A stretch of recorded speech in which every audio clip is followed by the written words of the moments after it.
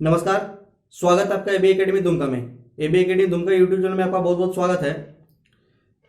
आज हम लोग शुरू करेंगे फिजिक्स का जो पहला चैप्टर है यूनिट एंड डायमेंशन, मात्रक एवं विमार को शुरू करेंगे।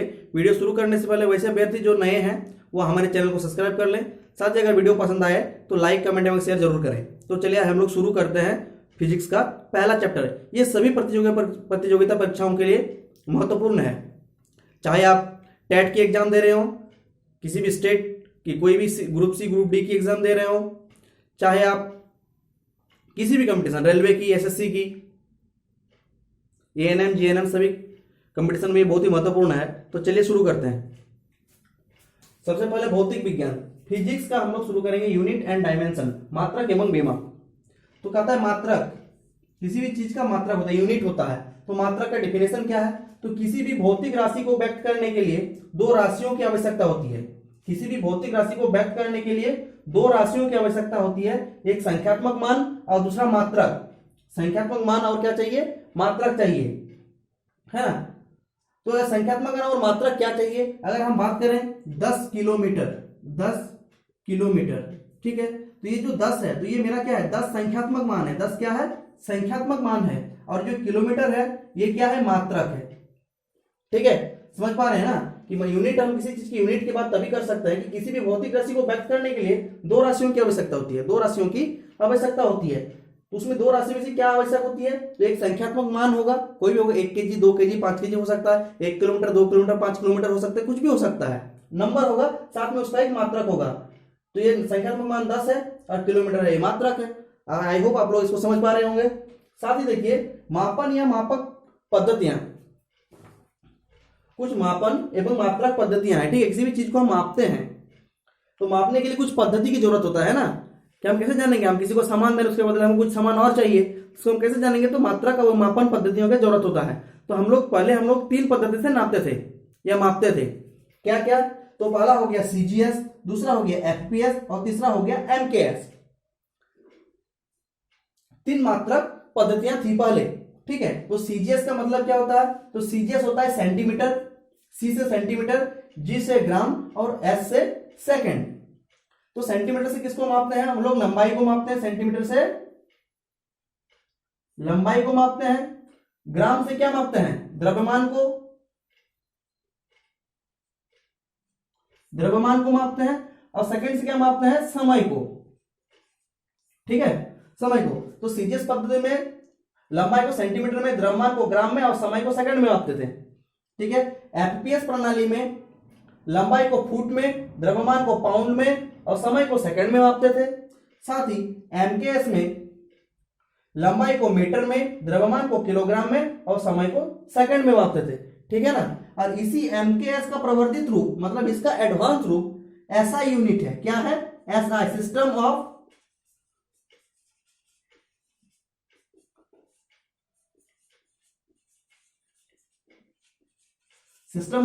इंटरनेशनल। ऐसा यूनिट क्या हो गया? System of international unit. ऐसा यूनिट कौन सा, किससे बना है? तो एमकेएस का ही प्रवर्धित रूप है। कब बना था ऐसा यूनिट? तो 1971 में। ठीक है, तो एमकेएस का प्रवर्धित रूप क्या है? तो एमकेएस का प्रवर्धित रूप, एमकेएस से ही क्या बना है? ऐसा यूनिट बना है। तो ऐसा यूनिट क्या हो गया? System of international. ये 1971 में फ्रांस में बना था। कहां बना था? 1971 में फ्रांस में बना था। तो जल्दी से इसको नोट कर लीजिए। आगे हम लोग मूल मात्रक एवं व्युत्पन्न मात्रक के बारे में पढ़ेंगे।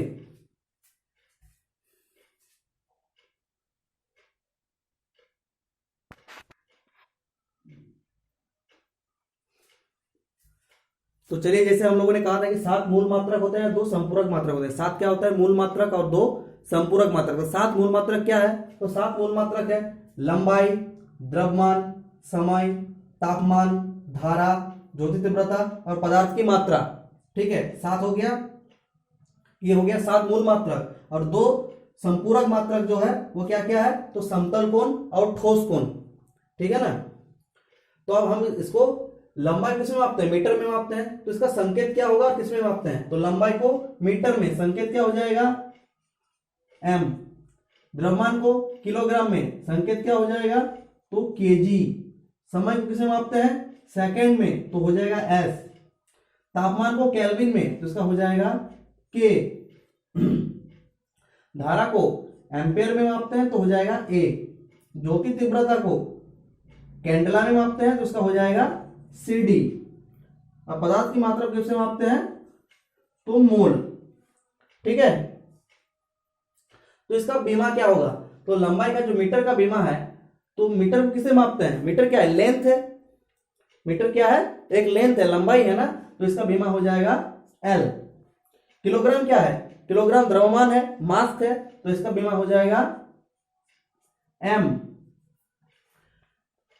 समय, समय को सेकंड मापते हैं तो क्या है, एक टाइम है, तो इसका बीमा हो जाएगा T। ठीक है, तापमान को केल्विन में मापते हैं, ठीक है, तो इसका बीमा हो जाएगा K। एम्पियर को किसमें मापते हैं, धारा को एम्पियर में मापते हैं, सॉरी धारा को एम्पियर में मापते हैं, तो इसका बीमा हो जाएगा A। ज्योति तीव्रता को कैंडला में मापते हैं तो इसका जो बीमा हो जाएगा वो हो जाएगा C। अब पदार्थ की मात्रा जो मोल है इसको N से मापते हैं, इसका बीमा जो है वो क्या हो जाएगा N। ठीक है, इतना तक तो हो गया, कोई दिक्कत नहीं है, इसको लिख लीजिए। साथ ही संपूरक मात्रक जो है समतल कोण, तो समतल कोण को क्या बोलते हैं, इसको मापते हैं रेडियन, रेडियन। ठीक है, और ठोस कोण को स्टीरेडियन। ठीक है, समतल कोण को रेडियन और ठोस कोण को स्टेरेडियन। ठीक है, तो रेडियन को हम लोग दर्शाते हैं RAD से, संकेत हो गया। ठीक है, और स्टेरेडियन को लिखते हैं SR।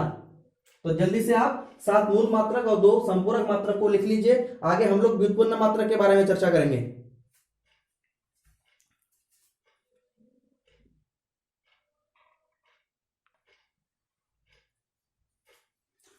तो हम लोग क्या बोल रहे थे, व्युत्पन्न मात्रक। तो व्युत्पन्न मात्रक मतलब होता है वो मात्रक, व्युत्पन्न मात्रक मतलब होता है वो मात्रक जो 2 या 2 से अधिक मूल मात्रक से मिलकर बना है। व्युत्पन्न मात्रक मतलब क्या होता है, जो 2 या 2 से अधिक मूल मात्रक से मिलकर बना है उसको हम लोग व्युत्पन्न मात्रक बोलते हैं। तो कुछ व्युत्पन्न मात्रक के हम लोग उदाहरण को देखेंगे। ठीक है, तो ठीक है, तो हम लोग क्षेत्रफल, तो क्षेत्रफल का सूत्र क्या होता है, लंबाई गुना चौड़ाई। क्षेत्रफल का सूत्र क्या होता है, लंबाई गुना चौड़ाई। तो इसका मात्रक क्या हो जाएगा, तो इसका मात्रक जो है, मात्रक हो जाएगा मीटर इंटू मीटर बराबर मीटर स्क्वायर होगा। और मीटर क्या है, लंबाई है, लेंथ है, तो ये जो L स्क्वायर मतलब लेंथ का स्क्वायर हो गया, ये क्या निकल गया, ये मेरा बीमा निकल गया। ठीक है, ये मेरा क्या निकल गया, बीमा निकल गया। उसी प्रकार आयतन, तो आयतन का सूत्र क्या होता है, तो आयतन का सूत्र होता है लंबाई गुना चौड़ाई गुना ऊंचाई। आयतन का सूत्र क्या होता है, लंबाई गुना चौड़ाई गुना ऊंचाई। तो लंबाई गुना चौड़ाई, तो लंबाई को भी मीटर से नापते हैं, चौड़ाई को भी मीटर से और ऊंचाई को भी मीटर से। तो m इंटू एम बराबर m पर क्यूब, m पर पावर 3 चढ़ जाएगा। तो मीटर क्या है, लंबाई है, लेंथ है, तो l पर पावर 3 चढ़ गया। ठीक है, उसी प्रकार चाल, तो चाल का सूत्र क्या होता है, चाल का सूत्र होता है दूरी बटे समय। चाल का सूत्र क्या होता है, दूरी बटे समय। दूरी बटे समय, दूरी को हम लोग किससे मापते हैं, दूरी को मीटर से मापते हैं, लेंथ को मीटर से मापते हैं और समय को सेकंड से मापते हैं। तो m/s, तो मीटर पर सेकंड, इसको हम लोग मीटर पर सेकंड में लिखें। तो मीटर को, मीटर लेंथ है तो L और सेकंड टाइम है तो T, और ये पर सेकंड में है इसलिए -1 लगा है, L T -1। -1 मतलब प्रति, नीचे में बटे में है। ठीक है, उसी प्रकार बल, तो बल का सूत्र क्या होता है, बल का सूत्र होता है द्रव्यमान गुना त्वरण। बल का सूत्र क्या होता है, द्रव्यमान गुना त्वरण। तो द्रव्यमान को हम लोग किलोग्राम में मापते हैं, द्रव्यमान किसे मापते हैं, किलोग्राम से मापते हैं, और त्वरण को मीटर पर सेकंड स्क्वायर, मीटर पर सेकंड स्क्वायर। तो क्या हो जाएगा, द्रव्यमान गुना त्वरण बराबर हो जाएगा किलोग्राम मीटर पर सेकंड स्क्वायर। इसको ऐसे लिख सकते हैं। तो किलोग्राम को, किलोग्राम हो गया मेरा मास है ना, द्रव्यमान है, किलोग्राम मास है।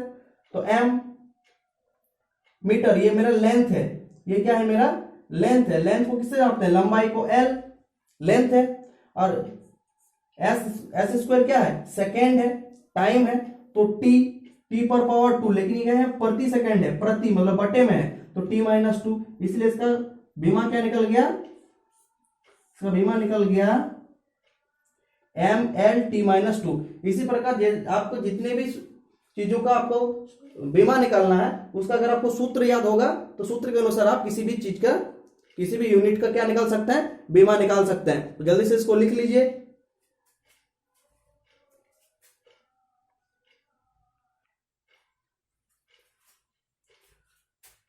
चलिए, तो हम लोग क्या बोल रहे थे कि खगोलीय दूरियों का मापन, जैसे खगोलीय दूरी हेवनली बॉडीज जो है, मतलब अंतरिक्ष में जो दूरी है, खगोलीय दूरियों को कैसे मापा जाता है। खगोलीय दूरी बहुत लंबी होती है, तो बहुत ही लंबी दूरियों को मापने के लिए उसका यूनिट कुछ अलग होता है। उसको हम लोग जनरली टेप और फीता से तो नाप नहीं सकते, है ना, या गाड़ी के मीटर से तो नाप नहीं सकते ना, बाइक चला रहे हैं मीटर से देख रहे हैं, ऐसा तो नहीं होगा।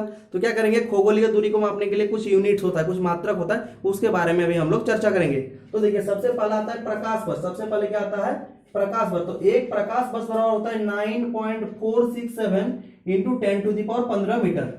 ठीक है, एक प्रकाश वर्ष बराबर क्या होता है, 9.467 इंटू 10⁻15 मीटर। तो प्रकाश वर्ष का मतलब क्या होता है कि प्रकाश, जो प्रकाश है वो एक वर्ष में जितना दूरी तय करती है, एक वर्ष में जितना दूरी तय करती है उसको प्रकाश वर्ष बोलते हैं। क्या बोलते हैं, प्रकाश वर्ष। क्या हुआ, एक वर्ष में जितना लाइट अपना दूरी तय करेगी उसको प्रकाश वर्ष बोलेंगे। तो एक प्रकाश वर्ष बराबर कितना होता है, कितना दूरी प्रकाश तय करती है, तो 9.467 इंटू 10⁻15 मीटर। अगर किलोमीटर में रहेगा तो क्या हो जाएगा, अगर किलोमीटर में रहेगा तो हो जाएगा 9.467 इंटू 10⁻12, क्या हो जाएगा, ये किलोमीटर हो जाएगा। ठीक है ना, समझ में आ गया। आप देखिए, खगोलीय मात्रक, एस्ट्रोनॉमिकल यूनिट जिसको बोलते हैं, खगोलीय मात्रक। तो खगोलीय मात्रक जो है, तो एक खगोलीय मात्रक बराबर होता है 1.496 इंटू 10⁻11 मीटर। एक खगोलीय मात्रक बराबर क्या होता है, 1.496 इंटू 10⁻11 मीटर, मतलब 10⁻11 मीटर। 1.496 इंटू 10⁻11 मीटर होता है क्या, खगोलीय मात्रक, मतलब एस्ट्रोनॉमिकल यूनिट। तो एस्ट्रोनॉमिकल यूनिट का मतलब होता है कि आपका पृथ्वी से सूर्य की जो दूरी है, पृथ्वी से सूर्य की दूरी को क्या करते हैं, उसको बोलते हैं खगोलीय मात्रक। पृथ्वी से, कहां से किसकी दूरी, तो पृथ्वी से सूर्य की दूरी, पृथ्वी से सूर्य की दूरी को क्या कहते हैं, खगोलीय मात्रक बोलते हैं। पृथ्वी से सूर्य की दूरी को क्या कहते हैं, खगोलीय मात्रक बोलते हैं। ठीक है, कोई दिक्कत नहीं है। अब कहता है पारसेक। तो एक पारसेक बराबर होता है 3.26 इंटू 10⁻16 मीटर। एक पारसेक, ये भी दूरी का मात्रक है। पारसेक भी किसका मात्रक है, दूरी का मात्रक है। वो सबसे लंबा दूरी जब नापते हैं तो हम लोग पारसेक का यूज करते हैं। तो एक पारसेक बराबर होता है 3.26 इंटू 10⁻16 मीटर, है ना। ये होता है पारसेक की, एक पारसेक बराबर 3.26 इंटू 10⁻16 मीटर। और उसी का एक पारसेक बराबर और क्या हो सकता है, तो 3.26 प्रकाश वर्ष हो सकता है। 3.26 क्या होगा, प्रकाश वर्ष। एक पारसेक बराबर 3.26 प्रकाश वर्ष। और ये पारसेक क्या है, तो पारसेक जो है, पारसेक दूरी मापने का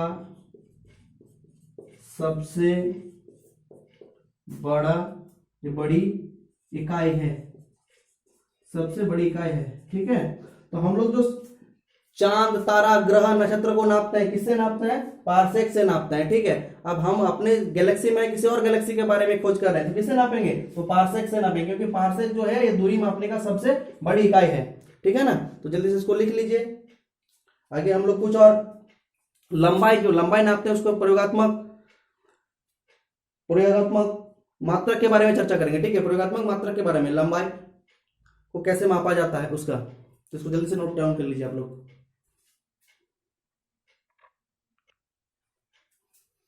तो लंबाई का प्रयोगात्मक इकाई, लंबाई का प्रयोगात्मक मात्रक जो है, लंबाई का प्रयोगात्मक मात्रक जो है, जब हम लोग अक्सर क्वेश्चन पूछा जाता है कंपटीशन एग्जाम में, चाहे कोई भी एग्जाम दे रहे, रेलवे हो, एसएससी हो, एएनएम, जीएनएम, सीटेट वगैरह में, जब आपको फिजिक्स से सवाल पूछा जाएगा तो पूछता है एक फार्मी या फेम्टो, एक फार्मी एक फेम्टो बराबर क्या होता है, तो 10⁻−15 मीटर होता है। एक फार्मी एक फेम्टो बराबर क्या होता है, 10⁻−15 मीटर होता है। अगला है हम लोगों का कि एक पिकोमीटर, एक पिकोमीटर बराबर क्या होता है, तो एक पिकोमीटर बराबर होता है 10⁻−12 मीटर, 10⁻−12 मीटर। एक पिकोमीटर बराबर होता है 10⁻−12 मीटर। उसी प्रकार एक एंगस्ट्रॉम, तो एक एंगस्ट्रॉम को देखिए, ए लिखकर ऊपर में एक बिंदु दे दिया, उसको एंगस्ट्रॉम बोला जाता है। तो एक एंगस्ट्रॉम बराबर होता है 10⁻−10 मीटर। एक एंगस्ट्रम बराबर क्या होता है 10 पर पावर माइनस 10 मीटर होता है। ठीक है, एक नैनोमीटर बराबर, नैनोमीटर को एनएम से दर्शाते हैं हम लोग, नैनोमीटर को एनएम से दर्शाते हैं। तो एक नैनोमीटर बराबर होता है 10 पर पावर माइनस 9 मीटर। एक नैनोमीटर बराबर क्या होता है 10 पर पावर माइनस 9 मीटर होता है। उसी प्रकार एक माइक्रोमीटर, जिसको माइक्रो म्यू एम से लिखते हैं, ठीक है, एक माइक्रोमीटर को म्यू एम से दर्शाते हैं। तो एक माइक्रोमीटर बराबर होता है 10 पर पावर माइनस 6 मीटर। एक माइक्रोमीटर बराबर होता है 10 पर पावर माइनस 6 मीटर। ठीक है, अगर उसको एमएम में अगर दर्शाएंगे, मिलीमीटर में दर्शाएंगे तो 0.001 mm होता है। ठीक है, क्या होता है 0.001 mm, 0.001 mm होता है। किसके बराबर? तो एक माइक्रोमीटर के बराबर। तो आज हम लोगों ने फिजिक्स का यूनिट एंड डायमेंशन पूरा चैप्टर को पढ़ लिया। तो इस चैप्टर में अगर आपको कोई दिक्कत है तो आप कमेंट करके हमें सवाल पूछ सकते हैं। साथ ही अगर वीडियो पसंद आई है, लाइक कमेंट एवं शेयर करें। जो भी विद्यार्थी नए हमें देख रहे हैं, नए विद्यार्थी देख रहे हैं, वो हमारे चैनल को सब्सक्राइब करें। चलिए मिलते हैं नेक्स्ट वीडियो में, तब तक के लिए जय हिंद।